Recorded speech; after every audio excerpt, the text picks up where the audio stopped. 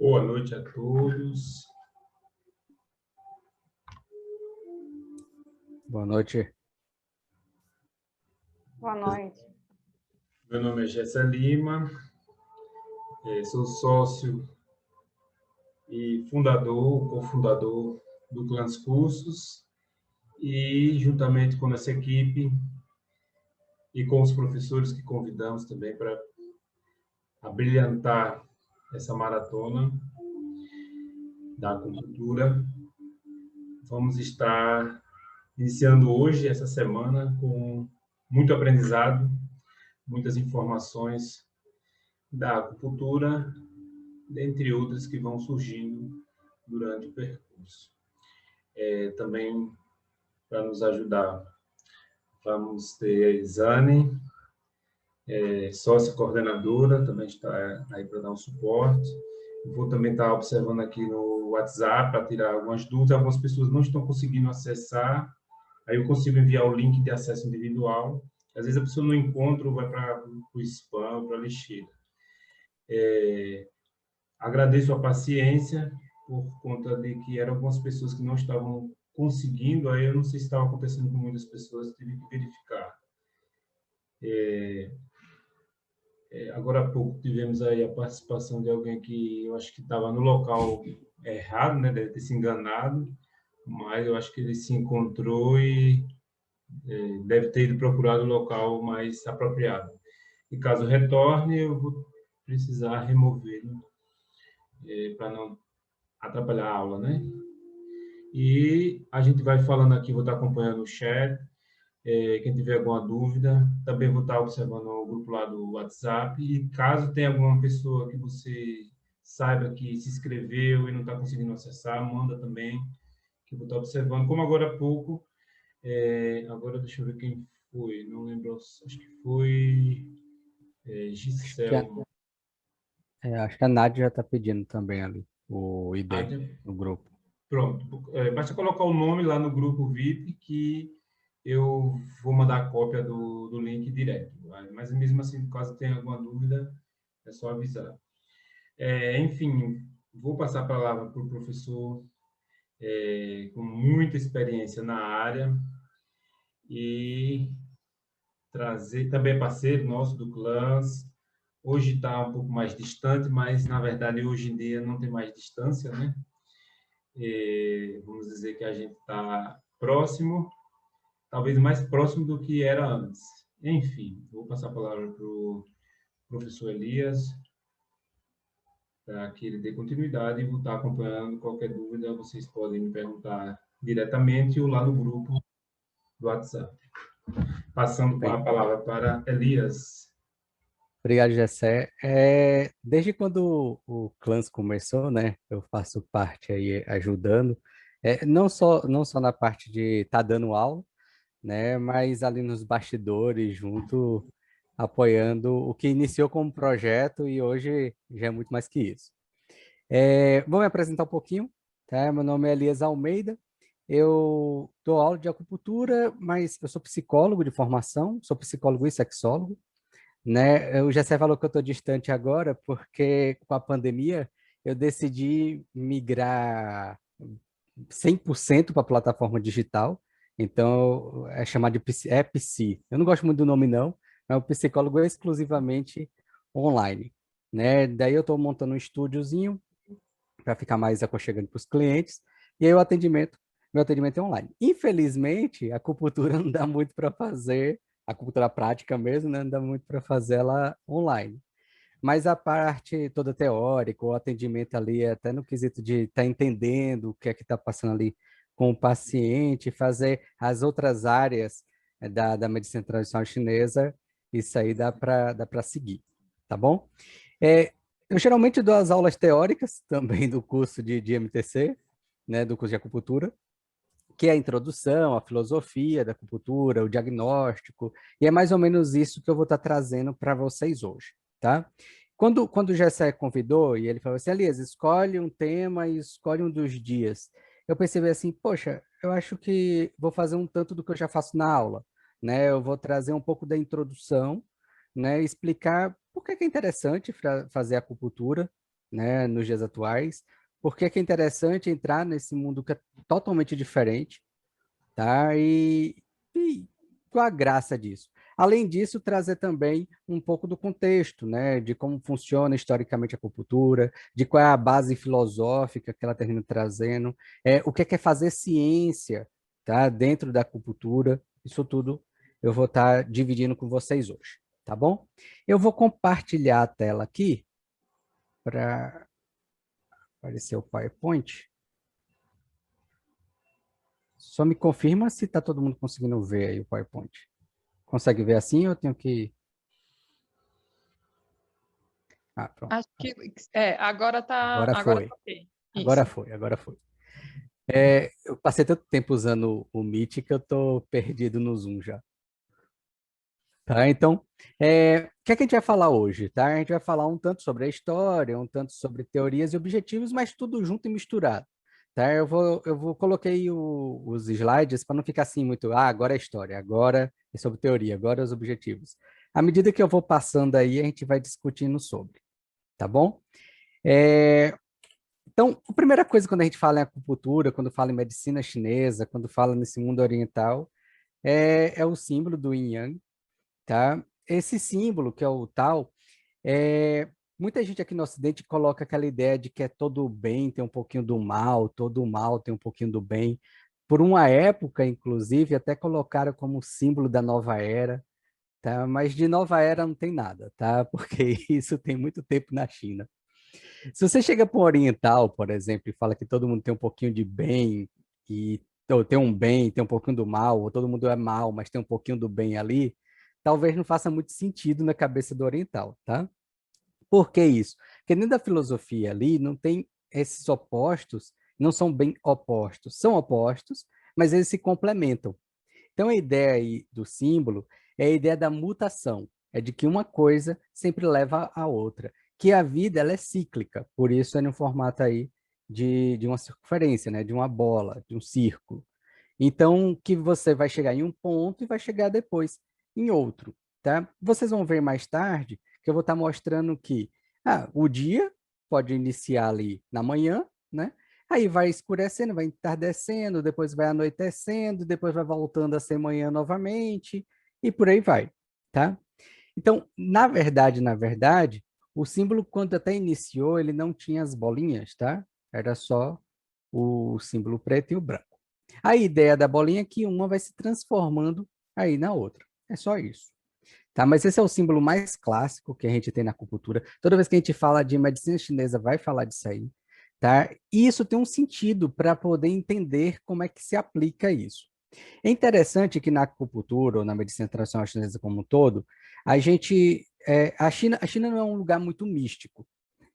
Muita gente fala assim, Alice, mas peraí ainda. Não, a China é muito mística. Eu vejo nos filmes, eu vejo na televisão. Eu fui para lá, inclusive, e vi que tinha muita coisa mística. A China vende essa imagem de mística, mas o chinês, necessariamente, ele não é místico, tá? Não é místico, não é religioso.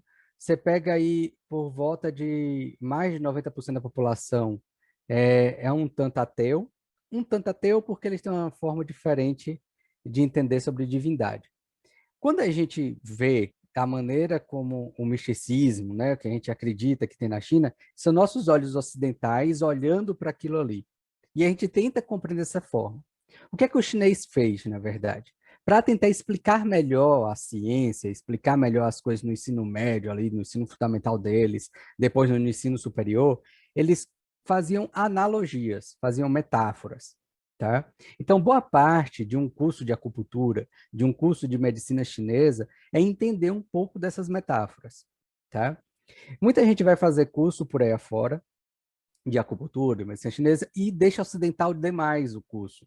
Né? Você vai tentar trazer as coisas ali, digamos assim, de como a gente faz ciência e tenta incorporar nisso que é a acupuntura e termina perdendo um pouco do sentido, termina perdendo um pouco ali da forma de analisar o fenômeno, né, o paciente, e por aí vai.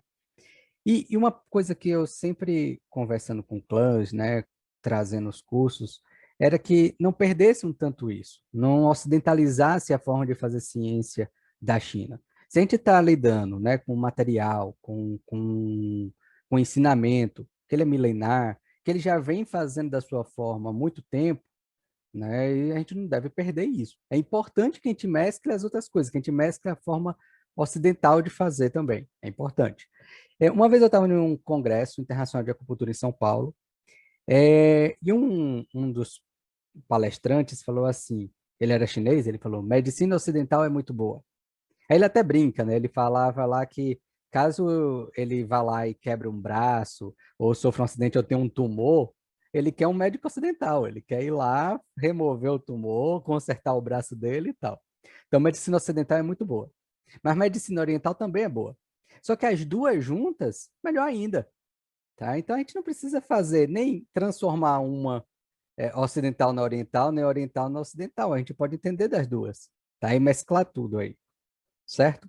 Mas sempre eu vou bater nessa tecla em qualquer evento que eu participe. Não vamos tentar ocidentalizar a medicina chinesa, né, a acupuntura, porque não é legal. Dificulta o aprendizado, tá? Tudo isso aí começou, a ideia toda da medicina chinesa, né, no livro das mutações, o I Ching, tá? E aí tem uma frase que é bem interessante, às vezes em filme de Kung Fu, filme chinês, coloca essas frases, ninguém entende nada. Não há o que mude, apenas existe o mudar. O I é a mutação e a não mutação, tá? Então, toda a base filosófica para se fazer ciência na China começou a partir desses tratados, né? Existe lá um livro do Imperador Amarelo, né? Esse livro do Imperador Amarelo ele tem vários capítulos, e cada capítulo vai estar falando sobre uma questão ligada a essa filosofia, às filosofias da China, com o mundo chinês, né? Com o universo chinês. Então, você vai ter um livro para falar de política, dentro do Imperador Amarelo, um capítulo, aliás, para falar de política, um capítulo para falar de medicina, um capítulo para falar de, sei lá, de engenharia, todos esses capítulos baseados na mesma filosofia, tá? Elias, e o que é isso? Não existe, não há o que mude, apenas existe o mudar. Isso é uma coisa assim que, se vocês entenderem isso aqui que eu vou brincar com vocês agora, né, que eu vou falar, eu já ganhei minha noite, tá? Eu já posso parar até aqui que eu já ganhei a noite. Que é a ideia do seguinte, para o mundo oriental, e precisamente para a China, não existe o ser. Ah, eu sou isso, eu sou aquilo, eu sou alegre, eu sou triste. Não, não existe o ser, tá? Existe a existência da sua função.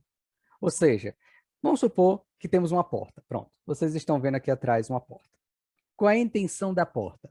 Para que existe a porta? Qual é a função da porta? Ela impede ou libera acesso, certo? Essa é a função da porta. Só que aí a porta emperrou, quebrou, enfim, ela não faz essa função dela. Ela está disfuncional. O que é que eu faço? Eu tiro essa porta daqui e coloco ela na horizontal, coloco 4 perninhas nela, tá? E coloco agora utensílios em cima dela, ou almoço em cima dela. Ela acabou de virar uma mesa, tá? Então, qual é a função dela? Mesa. Pronto. Não existe o objeto, a coisa.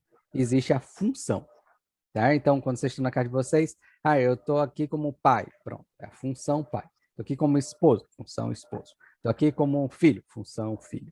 É isso, é mais importante, ou aliás, para o entendimento chinês, é o que existe e não a existência da coisa. Porque a existência da coisa não muda, tá? Seria mais ou menos isso. O que existe é a função, e essa função, ela é mutável. Logo, ela pode mudar ou ela pode não mudar. Por isso, então, que é a mutação e a não mutação, tá? Entendido isso? Vamos passar aqui. Tá. Aí eu falei para vocês que yin yang necessariamente não é oposto, mas é oposto, né? Só que essa oposição, ela se transforma, ou seja, em um momento é oposto, mas depois vai lá e vai se transformar. Por exemplo, a gente pode ter a luminosidade, a gente tá aqui, eu estou aqui com a lâmpada ligada, e aí eu posso desligar a lâmpada.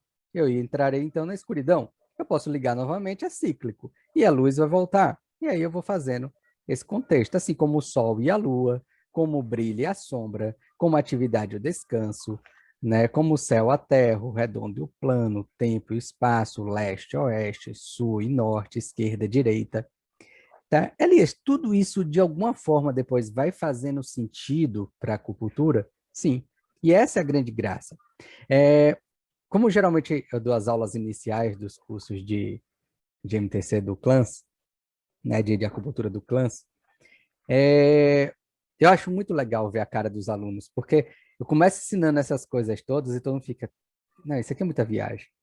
Como é que eu entrei em um curso que é só viagem? Esse cara é doido, o cara tá falando aí de negócio de esquerda, direita, de sul, norte, leste, oeste. E tal, o que que isso tem a ver com a acupuntura? Eu quero ir lá e sair espetando o povo, né? À medida que vai passando as aulas, né? Depois a gente vai olhando lá e o aluno vai conseguindo juntar tudo isso, né? Se o aluno pegar isso, entender isso muito bem, pronto, virou o melhor acupunturista. Porque vai fazer sentido na hora de fazer um diagnóstico, vai fazer sentido na hora até que ele começar a comparar algumas coisas da medicina oriental com a medicina ocidental. Só que enquanto a medicina ocidental está lá estudando mitocôndrias, né, princípio nuclear da célula, membrana, isso e aquilo outro, o chinês está vendo isso tudo, só que existe uma metáfora para explicar melhor.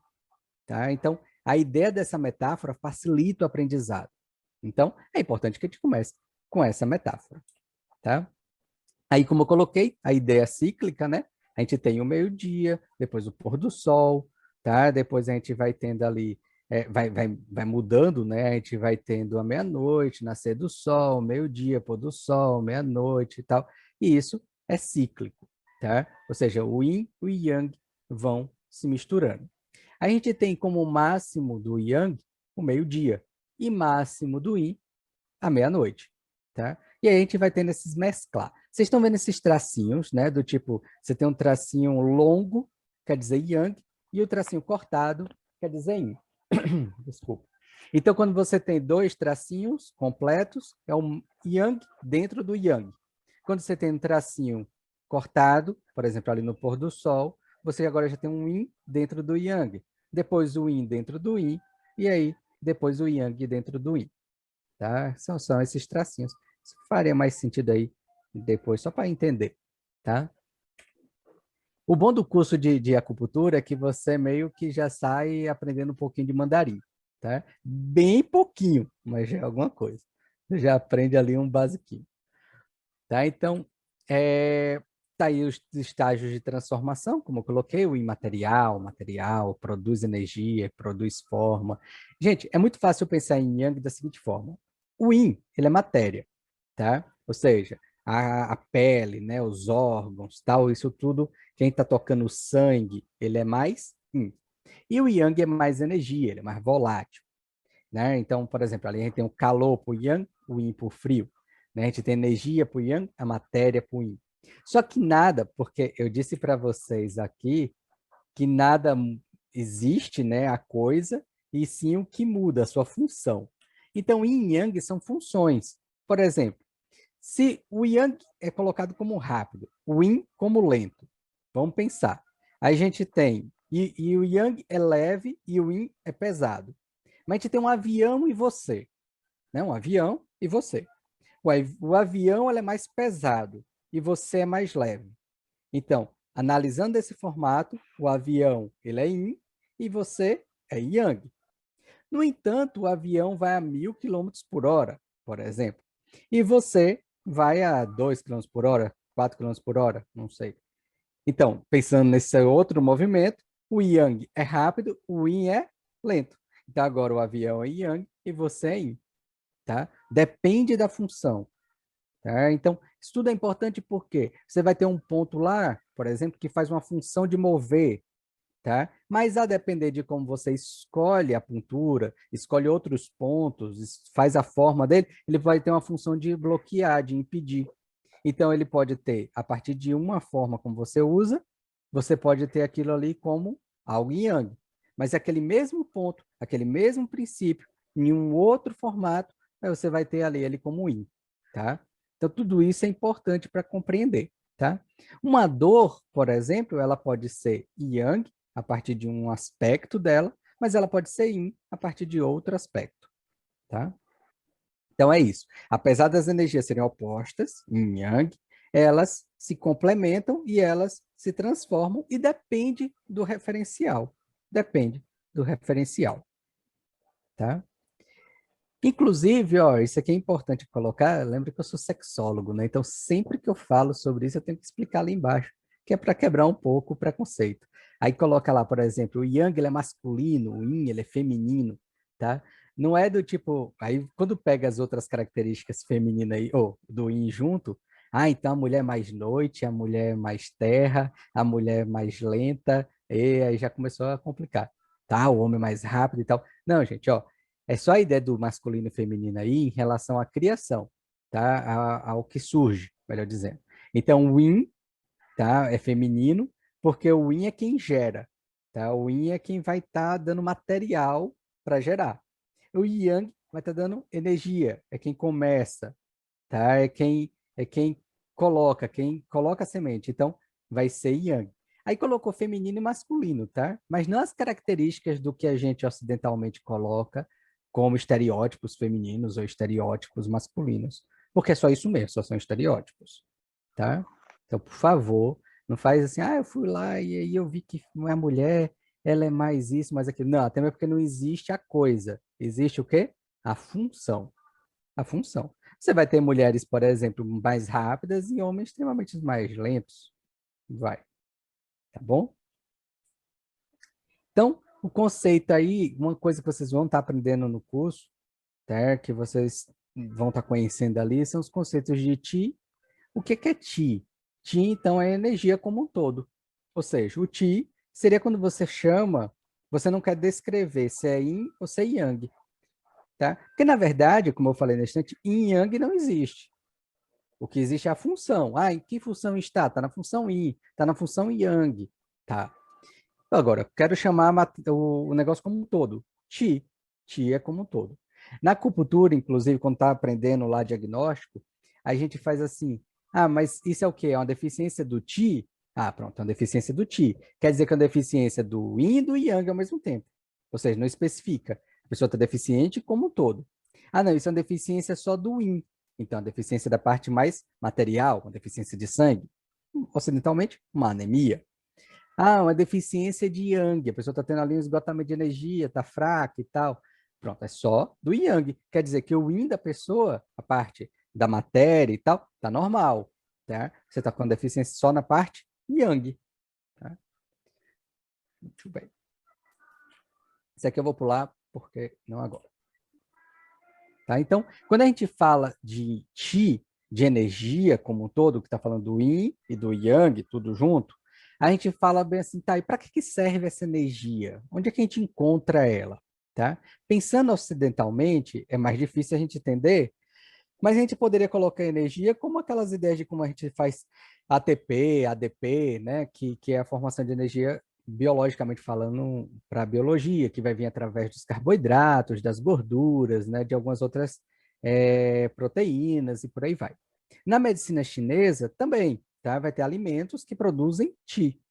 Tá? É muito parecido quando você coloca alguns comparativos. Tá? É só um entendimento que é diferente.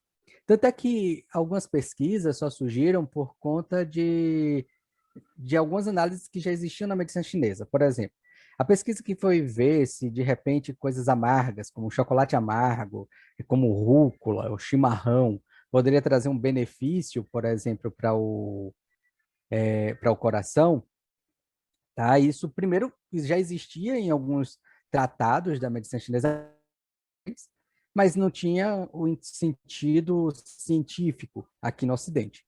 E aí precisou fazer essa tradução, e aí foram fazer as pesquisas para ver se, de fato, o que é que fazia o chocolate amargo, tá, gente? Chocolate ao leite, não, chocolate amargo mesmo. Chocolate amargo, o que é que a rúcula, o que é que o chimarrão poderia estar trazendo aí de benefício. E aí viu que tem ali algumas substâncias dentro dessas coisas que realmente traz uma vantagem ao coração, tá? Então, algumas ideias já existiam na medicina chinesa e precisou, então, ser transportado, né? Ser traduzido aí para o mundo ocidental. Então, muita coisa é fácil de comparar, outras não tanto assim. Então, a colocação em movimento, ou seja, o impulso, o ato de você começar ali, de você ter energia, é uma função do Ti, de você acordar, de você levantar. Pessoa que está tendo dificuldade para levantar de manhã, né, tendo dificuldade para executar suas funções durante o dia, pode ser uma deficiência aí do Ti. Regular a temperatura do corpo, tá? É uma função do Ti. Aqui onde eu tô, de vez em quando, baixa um pouquinho a temperatura, né? Então aí o corpo começa a acelerar mais para que a gente mantenha a temperatura do corpo, né? Para que mantenha ali para que não venha cair demais, né? Quem faz isso aí é o Ti, tá? A proteção do corpo, ou seja, a gente chama de Wei Qi, que é o Ti de defesa, tá? Que é como se fosse o sistema imunológico no mundo ocidental. É uma atividade de controle, tá? Ou seja, porque controla algumas funções do corpo, como alguns esfíncteres, algumas partes de abertura, de saída, de liberação do sangue, controle do coração, tudo isso aí é função do Ti. E eu estou com a câmera na frente, a outra, atividade de transformação, que é transformar algo, transformar energias, né? Quem faz aula comigo vai terminar vendo uma brincadeirinha que eu vou fazendo, que é como forma energia no corpo. E aí tem uns nomezinhos engraçados, né? Porque Guti, que é o Ti dos alimentos e bebidas, ele precisa do Ti para ser transformado e juntar com o Tin-Ti, que é a energia do ar, e aí transforma um negócio que a gente chama de Zong-Ti. Zong-Ti é a energia do tórax. Vai precisar do Yuan-Ti, que é a energia lá do rim, para transformar em Zeng-Ti. E aí Zeng-Ti se transforma em mais duas energias, que é o Yin-Ti e o Wei-Ti, tá? Aí esses nomes é meio complicado, mas por isso que eu disse que brinca um pouquinho de mandarim aí durante o curso. Tá? Essa é a formação de energia para a medicina chinesa, né? Então, o Qi, ele faz essa transformação, ele vai mesclando, assim como ele é mutável, né? Então, ele vai mutando de área. Se ele está no tórax, é chamado de energia do tórax. Aí, se ele está no corpo todo, é chamado de energia do corpo todo. Se ele vem do rim, é chamado de energia do rim. Tá? Ele vai ter aí sua explicação a partir de onde ele está e qual a função dele, tá bom? A gente pode receber energia dos pais, né, do tipo primordial, ou seja, você recebe ali parte da energia da sua mãe e parte de energia do seu pai. Para a medicina chinesa, você recebe muito mais da sua mãe do que do seu pai, tá? É colocado, tem uma ideia na medicina chinesa, isso não tem, algumas coisas da medicina chinesa é mais filosófica mesmo, mas ainda não tem uma explicação necessariamente científica, nem lá, nem aqui, tá? Mas coloca a ideia de que as mulheres, elas dão metade da energia atual delas para o filho, tá? Então, por exemplo, a mulher tinha lá, vamos dizer, uma energia desse tamanho, vamos botar assim, desse tamanho. Ela engravidou, metade dessa energia vai para o filho. E ela só vai ficar com esse pedaço aqui. Se ela engravidou novamente, metade da energia atual que ela tem vai para o outro filho. Então, veja que o primogênito já tem mais energia, né? Porque ele pegou mais, a mãe tinha mais. O próximo filho vai ter menos. O próximo vai ter menos ainda. O próximo vai ter menos ainda e ela vai ficando com menos ainda. Tá? Então, não entendeu isso? Então, aliás, e o homem? Diz também na medicina chinesa que o homem, então, perde energia a cada ejaculação, tá? Então, cada ejaculação ele vai perder. Mas ele perde pouquinho dessa energia a cada ejaculação. Ele vai perdendo um pouquinho. Isso é compatível com a ideia da medicina na Índia, né? Que é um tanto por isso que no Kama Sutra coloca a ideia de que o homem evite ejacular, porque aí ele vai estar gastando menos energia e tal, tá? Na medicina chinesa é compatível essa ideia. Tá? Mas na China os homens ejaculam normalmente, tá? A grande maioria. Isso é mais um princípio da Índia. Não é que não faça sexo, tá, gente? Isso é interessante. Faz sexo normalmente. A ideia é que eles se seguram e não ejaculam. Faz lá a parceira ter o orgasmo dela, mas ele não tem. E aí eles têm, assim, uma vez por mês que vai lá e ejacula. Isso acontece com todo indiano? Não, tá? Isso alguns indianos seguem. Vão se acostumando que a parte do sexólogo não se desfaz aqui. Psicólogo e sexólogo vai vir dentro da aula, eu vou estar comparando com as coisas da medicina chinesa junto. Tá? Então, a mulher tem uma quantidade maior. Só que aí a medicina chinesa diz o quê? Que a mulher recebe do pai e da mãe mais energia do que o homem. tá? Então, ela vai perdendo, mas ela recebeu uma parcela maior. O homem, como ele só recebe metade ali, ele recebe uma parcela menor, tá? Então, esse desgaste dele é gradativo, né? Mas ele tem uma parcela já menorzinha. A mulher vai ter uma parcela um tanto maior, tá? Isso tem comprovação? Não, mas é uma forma de entender, uma forma mais explicatória, digamos assim, explicativa, melhor colocando. Tá aí a outra forma de você receber energia a partir da respiração. Então, quem respira mal termina recebendo menos energia, tá? A partir dos alimentos, né, que é o que a gente chama de Guti, dos alimentos e bebidas. Então, a depender do que você come, você vai ter energia de melhor qualidade ou de pior qualidade. E a ideia aí da energia interpessoal, que é o que você vai tendo aí em contato com você mesmo, seu próprio entendimento, tá? E entendimento com a natureza, com o ambiente que você vive, tá? Então, por exemplo, eu decidi ir para a plataforma digital, né? Dar as aulas online, atender online e tal, mas eu estou morando numa zona rural, né? Perto de uma cachoeira. Então, fui buscar essa energia aqui do ambiente, que é melhor, né? Eu respiro um ar melhor, estou longe da cidade.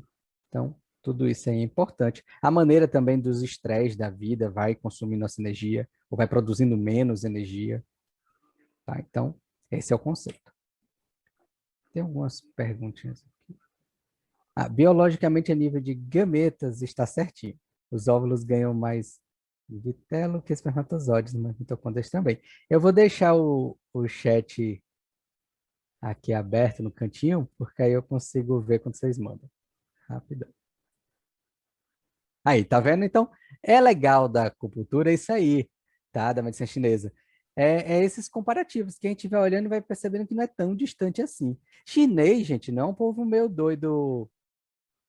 Isso, chinês não é um povo meio doido que inventou as coisas sem ciência, não. Claro, né? Você pega uma medicina de 3.000 anos atrás, óbvio que eles não tinham esse princípio, né? O experimento lá era do tipo, ó, espeta aí, espeta ali, espetacular e vamos ver o que acontece. Toma essa erva, morreu, morreu, ó. Essa erva aí mata, tá? Começou assim, de fato. Se vocês forem pesquisar direitinho, vocês vão ver que era dessa forma. Hoje não.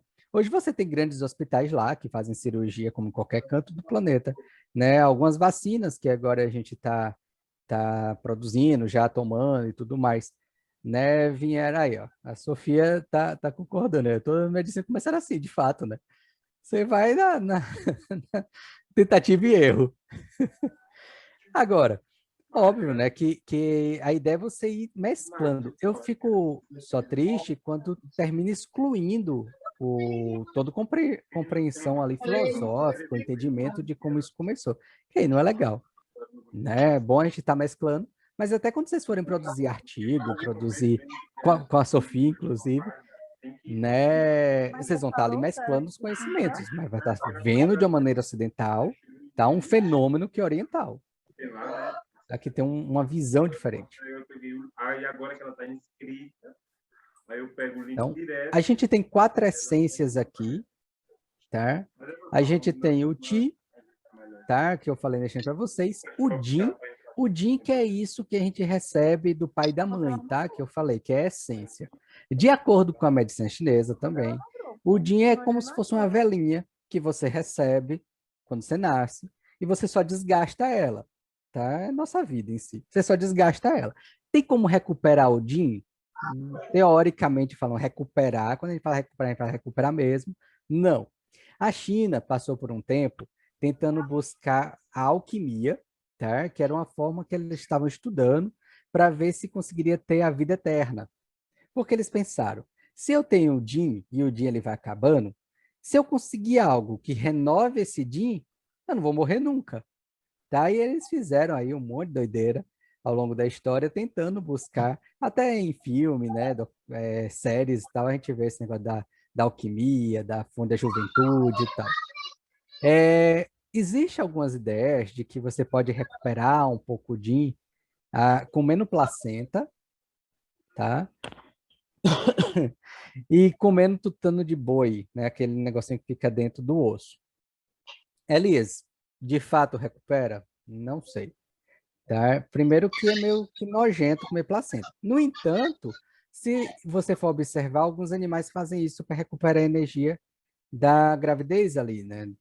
Aí a Sofia, de repente, pode confirmar se eles comem para recuperar ou se de repente eles comem porque precisa comer ali, porque acabou e tá com fome. Aí ela diz que a placenta é limpinha. A Madonna, ela recomenda a placenta, tá?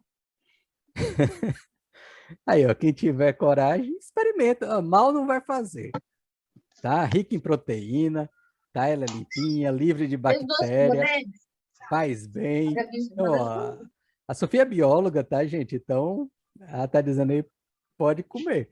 Ela vai recuperar o dia, eu vou ficar viva para sempre? Bem, aí eu já não sei, tá? Mas a Madonna, ela compra placenta, ela come placenta regularmente, ela inclusive já falou isso em vários vídeos, entrevistas e tal.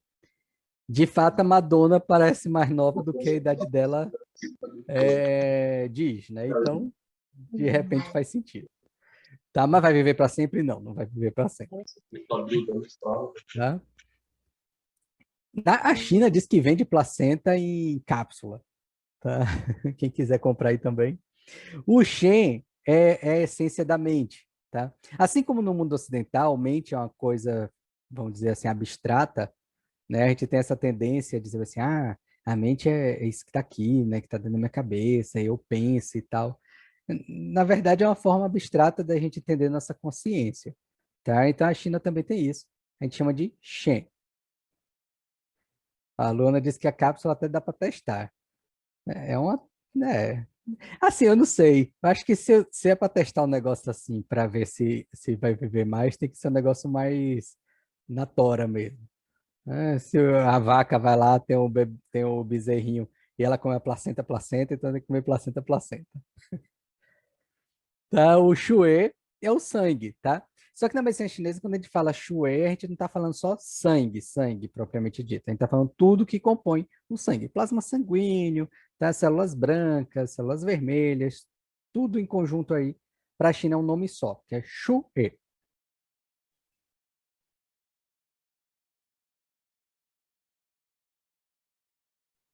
Aí, ó, medicina da placenta. O negócio aí, eu nem sabia que existia esse treco de medicina da placenta. Aí o que? A mãe guarda a placenta dela e vai comendo, tipo, sei lá, uma gelatinazinha, bota na geladeira e vai comendo? Se for, novidade aí. Falar pra minha esposa quando ela. Aí, ó. Quando minha esposa tiver filho, pra ver se ela tem coragem de comer a placenta. Tá, então, aí temos o Shen, o Qi e o Jin. O Shen, ela é guardado no coração para a medicina chinesa, tá? O Qi no corpo todo e o Jin no rim. Na medicina chinesa não fala os órgãos no plural, tá? O órgão é no singular. Então você tem um rim. Qual é, Elias? E quando a pessoa perde aí um rim para a medicina ocidental? Ela perdeu meio rim, tá? A mesma coisa não são pulmões, é pulmão. Quando ela perde, então, um pulmão, né? Para a medicina chinesa perdeu metade do pulmão. Deixa eu bem aqui, eu vou pular isso aqui. E aí entra numa coisa que aí a galera acha que é místico. Não. Nessa hora aqui, a galera toda que vê o curso, que olha e fala, Elias, tá vendo que existe um negócio meio místico aí? Esse negócio dos 5 elementos. Né? Lembra lá o Capitão Planeta, né, do desenho, tal. Então, entrou. Então, gente, não, tá? Isso é porque os chineses, para tentar explicar como metáfora, eles precisavam usar algo que tinha na natureza. Fica mais fácil de entender, tá? Lembre que a medicina é milenar. Hoje, se você for no hospital na China, em alguns hospitais lá, principalmente nas capitais, você vai ter hospital com vários andares. Um andar vai ser só aplicado medicina ocidental, tá? Do tipo, ah, a alopatia mesmo, né? Remédio normal que vende aqui. Então você vai ter lá dipirona, tal, isso tudo normal. Você vai fazer cirurgias, vai ser internado, chega lá, vai dizer que é virose. Agora ninguém tem outra doença, né? Tudo agora é Covid, infelizmente. Então, você vai ter tudo isso dentro do hospital. Mas vai ter outros andares. Aí vai ter andar onde você vai tratar ali com medicina tradicional chinesa, tá? Alguns procedimentos são feitos de maneira mesclada, então você vai ter médicos que eles entendem somente de medicina ocidental, outros médicos somente de medicina chinesa. No entanto, lá eles não dividem isso. Ah, fulano é médico de medicina chinesa, fulano é médico de medicina ocidental. Não, fulano é médico. O que que ele segue, como que ele faz, tal, tal, tal, aí é com ele, tá? Mas não tem essa divisão, necessariamente. Só que medicina chinesa é uma coisa que é aprendido desde a escola, tá? Então, ainda se mantém os mesmos ensinamentos, até porque é mais fácil para os alunos entenderem. Lá você não pega uma pessoa qualquer que não entenda um tanto sobre alguns princípios disso, yin yang, elementos e tal, entende. Pode não seguir. Lembra da música do RPM, tá? Até na China bebe Coca-Cola, tá? Então, do tipo, o mundo hoje é globalizado. Você pega aquela ideia do povo todo na China, fazendo, sei lá, tai chi no meio da praça e tal, isso com Gifu, tá? Isso não acontece assim mais com os mais novos, tá? Os mais novos ficam no computador o dia inteiro, morrem jogando videogame, isso acontece bastante lá na China. É uma sociedade muito repressora e boa parte do conhecimento da medicina chinesa foi se perdendo com os movimentos políticos da China, tá? Então, muita gente do taoísmo terminou ficando mais de escanteio, enquanto outras práticas foram crescendo, tá? A China, inclusive, é conhecida por jogar o conhecimento dela para os outros países, porque é uma forma dela entrar no outro país, dela dominar a cultura daquele país, do que necessariamente ela mesma se continuar seguindo. Não é à toa que a medicina chinesa ela é mais forte na Alemanha do que na própria China atualmente. Tá? Então, muito bem. Então, a gente tem aí a madeira, o fogo, a terra, o metal e a água, né, que são a direção aí dos movimentos. Cada órgão vai ser representado por um desses elementos. Tá? E cada órgão e cada elemento justifica sua função. Tá? Então, você vai ter a madeira, que representa o movimento expansivo e exterior em todas as direções. Pensa como a raiz, né, da árvore, que vai se expandindo.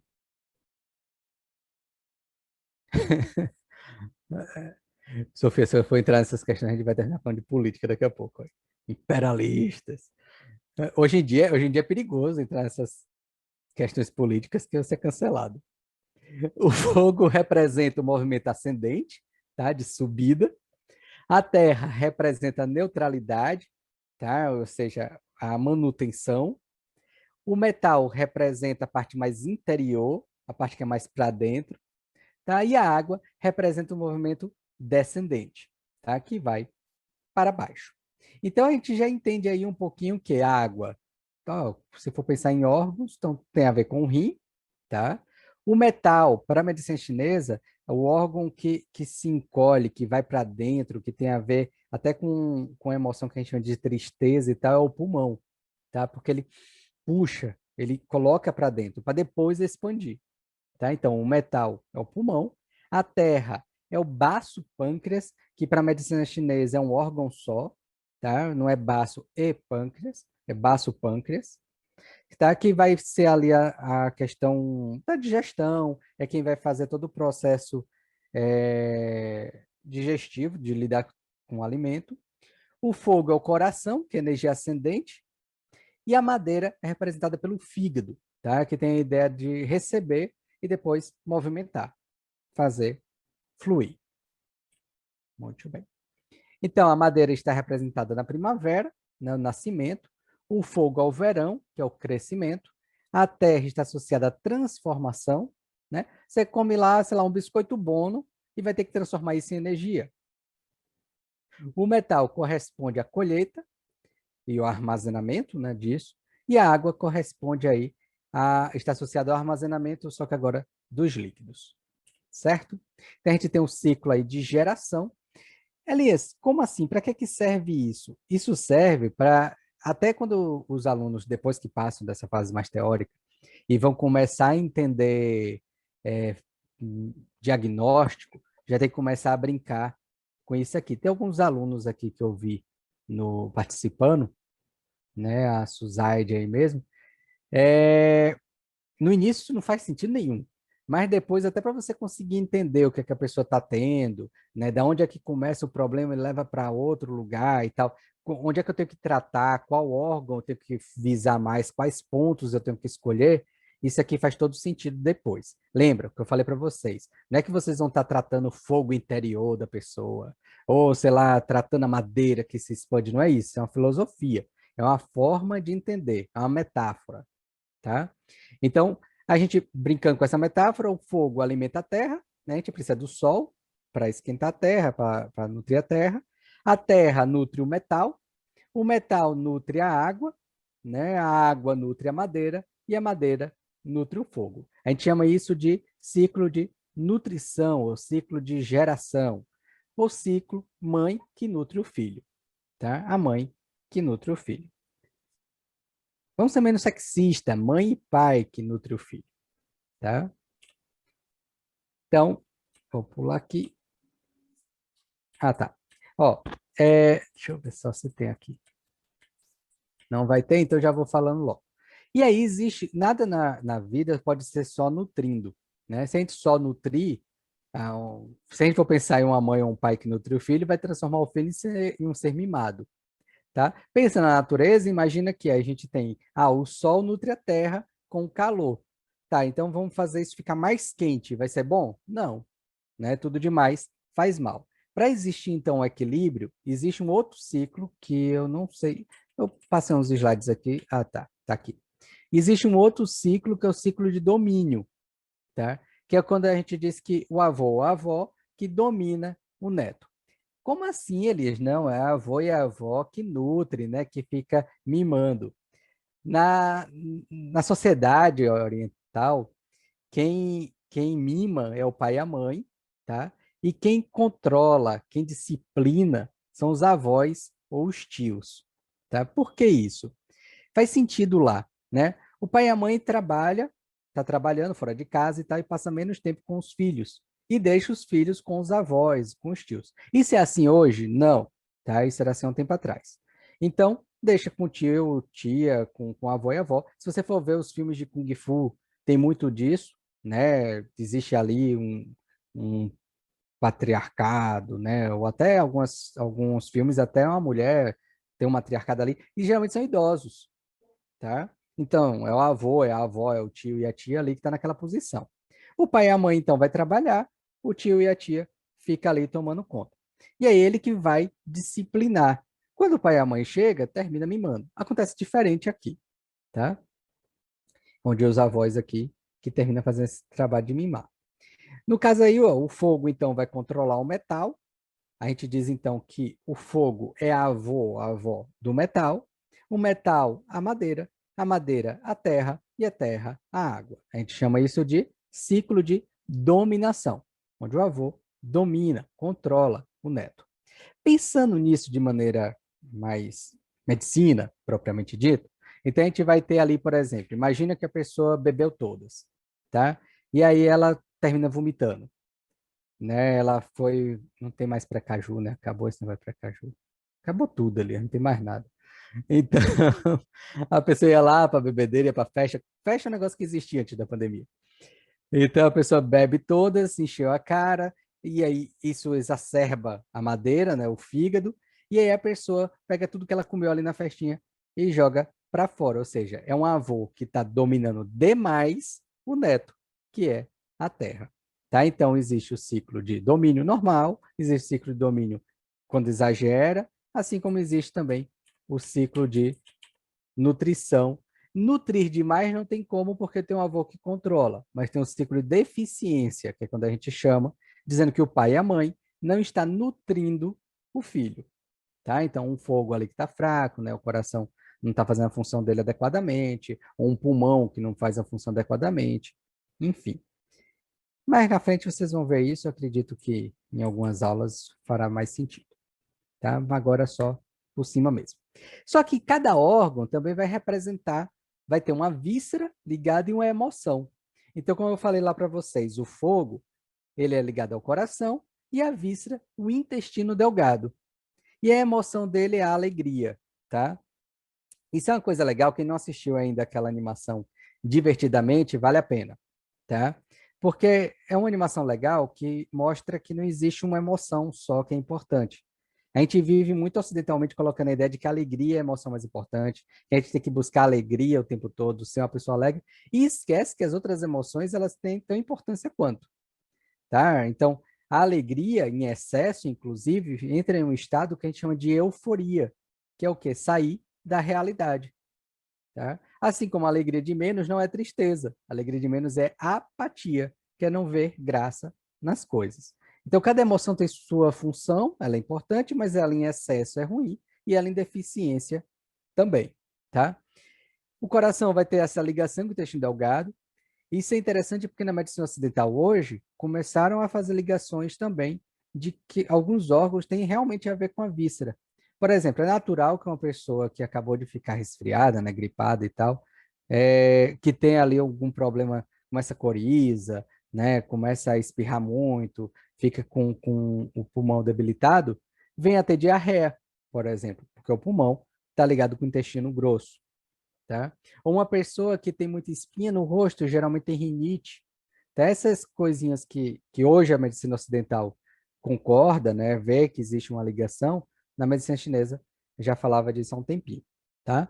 Então, o baço pâncreas vai ter ligação com o estômago para fazer a função da digestão e está ligado à emoção da preocupação, tá? Elias, preocupação é bom? Claro que a preocupação é bom. Preocupação demais, beleza? É TOC, né? Transtorno obsessivo compulsivo. Preocupação de menos é aquele jeito de adolescente de ser, tá? Você vive sem se preocupar com nada, deixa a vida me levar, a vida leva eu, e deixa as coisas acontecerem. Isso também não é legal, tá? Ter uma preocupação é bom, porque você está prevendo situações. Lembrando que preocupação e medo são coisas que parecem, tá? Só que preocupação é uma ideia imaginada, né? Você está imaginando algo que vai acontecer, e o medo é uma situação real. Eu falo já já do medo. Então, a gente tem o pulmão e o intestino grosso, e a emoção é a tristeza, justamente porque o pulmão vai para dentro, tá?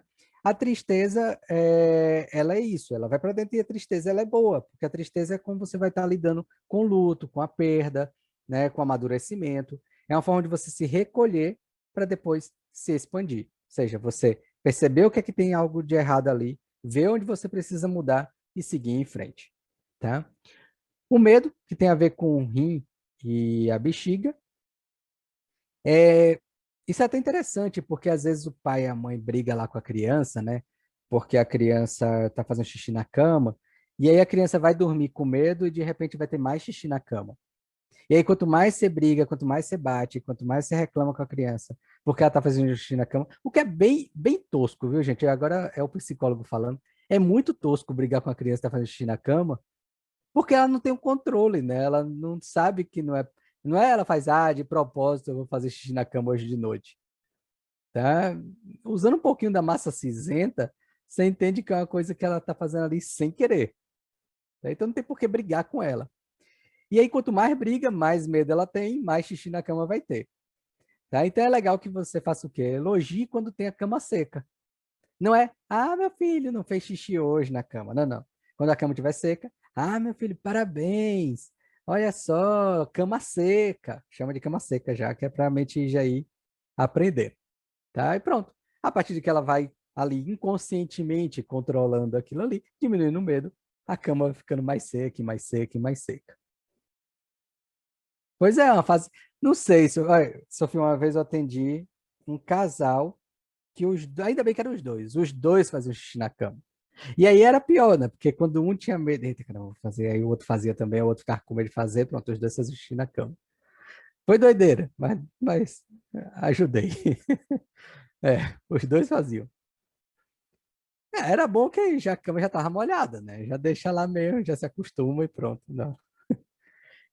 Tá? Gente, quando eu falo medo, eu falo de uma situação real, tá? Do tipo, por exemplo, o que é medo?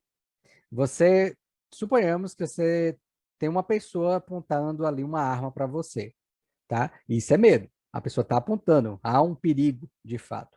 Agora a pessoa chega e fala assim: eu vou na sua casa hoje, tá? A pessoa mora em outro estado. Eu vou na sua casa hoje e vou apontar uma arma para você.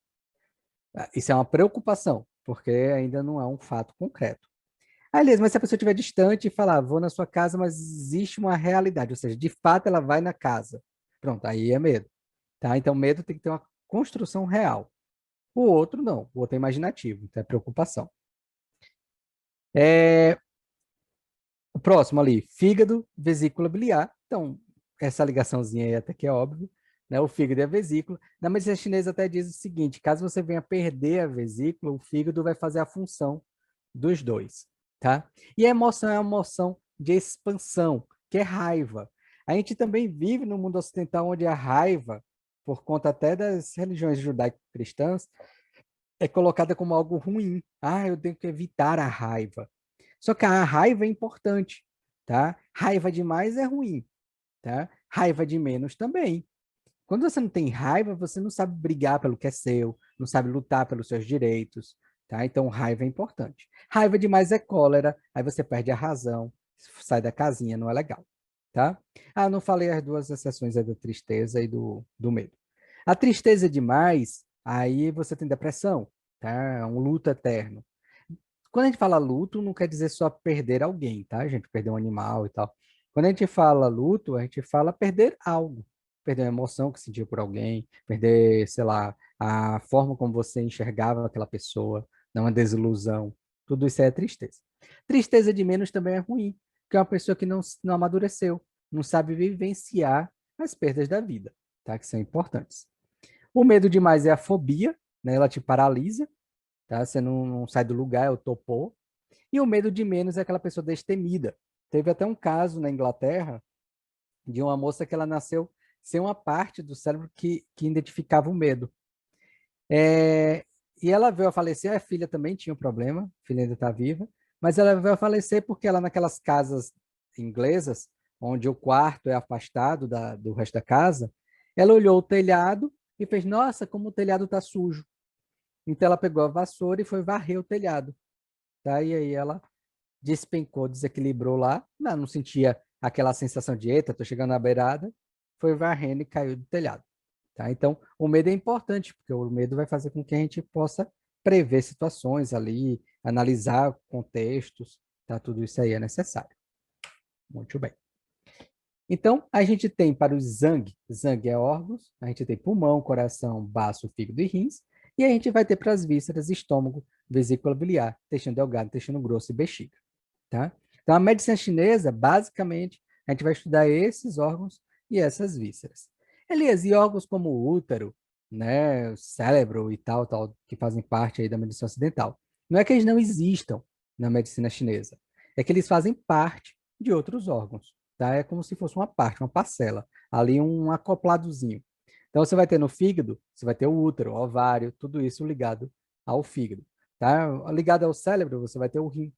Tá? Existe uma ligação para a medicina chinesa entre o rim e o cérebro a partir do meridiano que faz da bexiga. Então, vai ter o estudo de todos os outros órgãos, no entanto, os primordiais são esses aí. Tá? Cada órgão vai ter, eu estou olhando o tempo aqui, tá certo. Cada órgão. Gente, se vocês forem tendo dúvida, por favor, vão perguntando aí, tá? A única parte chata das aulas online é que não tem aquela algazarra toda de todo mundo gritando na sala. Entende? Eu sinto falta, às vezes, de quando eu faço alguma piadinha, principalmente dos contextos sexuais da vida. E aí o povo não fala nada, né? De vez em quando digita no chat, mas isso falta um pouco. Começar a cobrar agora que nas aulas online todo mundo fica com a câmera ligada e seja obrigado a rir. Eu vou rir, aí bota o áudio de Concordo. volta. Aí todo mundo ri e A desliga de mesma novo. coisa. Concorda, né? Concordo, não é a mesma coisa, não. Ah, então, nessa parte aí, essa parte falta, essa parte falta. O resto eu gosto, eu gosto. Nos atendimentos mesmo de psicologia, eu até prefiro ele online. Eu não pego trânsito, o paciente não pega trânsito, não tem que se arrumar, tem que ir para coisa. E a sessão, os dois estão olhando ali um para o outro, os dois estão rindo e tal, isso aí é de boa. Mas na aula, eu só queria desse feedback. Só isso, só isso. Então, ó, cada órgão e cada víscera vai ter uma hora para a medicina chinesa, tá? Lá na China diz o seguinte, que o ideal era você ponturar naquele horário, era você colocar a acupuntura para tratar aquele órgão naquele horário. Só que isso não tem como, tá? Quando nasceu a medicina chinesa lá na China, a medicina era bem preventiva, ou seja, a ideia era fazer com que a pessoa não ficasse doente. Então, você tinha ali pequenas comunidades, era contratado um médico para aquela comunidade, e o médico ele tinha a função de manter todo mundo saudável. Se alguém ficasse doente por vacilo do médico, tá? Ou seja, foi um médico que errou, então esse médico era expulso e perdia o direito de atuar. Ou seja, ele ia mendigar, ele ia viver na rua, tá? Ele não ia achar mais trabalho porque ele é um incompetente. Então era feito dessa forma, tá? Várias pessoas, inclusive, que trouxeram a medicina chinesa para o mundo ocidental ao longo dos anos, foram esses médicos renegados, tá? Do tipo, perdeu a função deles lá e eles decidiram sair de lá porque não tinha mais o que fazer, tá? Todo mundo conhecia ele como aquele médico que gerou um problema em tal comunidade. Se fosse visto que não foi um problema dele, até mesmo porque na China, né, já falava, não falava com esses termos, micro-organismos, tá? Mas já entendia ali invasões exteriores, né, no corpo. Então, se fosse um agente que infeccionou a pessoa e a pessoa estava com o AT dela normal, seja, a defesa dela normal, mas ainda assim o invasor era muito forte, então não foi incompetência do médico, aí tudo bem, né? Ele ia lá e tratava a pessoa. Na China a gente chama vírus, bactérias, fungos e tal, a gente chama de xie, tudo é o mesmo nome, xie. Só que aí vai, xie fogo é uma coisa, xie calor, xie frio, xie isso, xie secura, xie vento, enfim. Tá? Mas é o entendimento que a China tinha sobre vírus, bactérias e fungos. Tá? Isso a gente só começou a falar, aí a Sofia me relembra, eu acho que no século XIX, iniciozinho do século XX, ou já no século XX, só com Pasteur, né? Que começou a conversar ali sobre micro-organismos, né? É uma responsabilidade grande, Fabiana. Tá? Hoje em dia não precisava ser desse jeito, né? Mas era bom ter um pouquinho mais de responsabilidade, tá? Mas era nesse nível. Então, você vai ter, ó, começando ali das 3 horas da manhã, você vai ter o primeiro horário, que é o horário do pulmão. Então, para a medicina chinesa, o ideal era você acordar por volta das 3 às 5 da manhã, tá? Então, das 5 às 7 da manhã era o ideal para você ir no banheiro, né? Colocar ali o que tem que ir embora para fora. Depois das 7 às 9, você fazer ali a primeira refeição. Das 9 às 11, teu corpo vai estar fazendo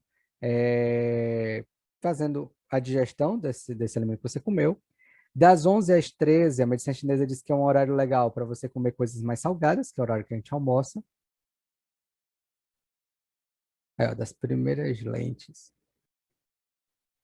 Diz que eu não gosto do Freud, não, eu sou de uma abordagem ericksoniana, que é onde o Freud vai, eu vou ao contrário. Mas diz que uma das coisas que o Freud fez de realmente base científica, porque a psicanálise não é científica, foi algumas pigmentaçõezinhas para colocar em lâmina de microscópio. Tá? Diz que, de fato, ele podia ter parado aí, né? Ajudaria o mundo. Das 13 às 15, então a gente vai ter o horário do intestino delgado, tá? Que vai fazer aí uma outra função digestiva. Das 15 às 17, horário da bexiga, né? Que é o horário mais adequado também para estar colocando o sal que você comeu lá no horário do meio-dia para fora. Depois das 17 às 19, é o horário do rim.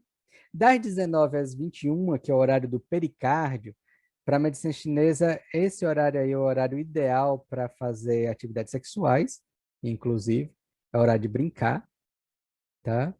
Elias, vamos programar esse horário? Incrivelmente, antigamente, eu não sei se era de propósito ou não, mas era o horário que as novelas da Globo tinham um teor um pouquinho mais de alguns contextos sexuais, aqueles Kubanacan, quando é que é a novela, que eu não lembro? Uga Uga, elas tinham um contexto mais assim, umas piadazinhas com contexto mais sexual, tá? Mas é o horário ideal para atividade sexual, tá? Das 21 às 23, aí também é uma coisa que é importante colocar para a China, tá? E hoje em dia, para a Organização Mundial de Saúde, sexo deveria ser uma prática diária, tá, gente? Sexo, assim como comida, assim como exercício físico, assim como beber água, deveria ser uma prática diária. Hoje a Organização Mundial de Saúde concorda com isso, principalmente para as mulheres, porque evita câncer de mama, câncer no útero, tá? Evita queda de cabelo.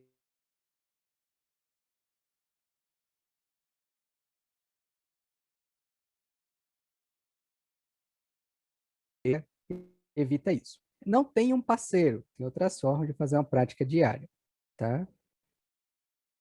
Ou uma parceira, né? Tem outras formas, mas deveria ser aí uma prática diária. Ele está falando isso porque você é sexólogo? Sim, também. A medicina chinesa concorda com isso, tá? E sexo para eles também é uma prática diária. Apesar da China aparentar, né, por conta do sistema conservador, até do comunismo chinês, chinês não fala muito sobre sexo no dia a dia ali, mas entre quatro paredes é um dos países mais sexualizados que tem, tá?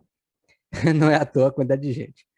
De 21 a 23, a gente tem aí o triplo aquecedor, tá? Que é um horário que geralmente coloca para você tá colocando as ideias, tá? Você está construindo ideias junto aí com o horário da vesícula biliar, tá? Que é onde você vai estar fazendo os planejamentos.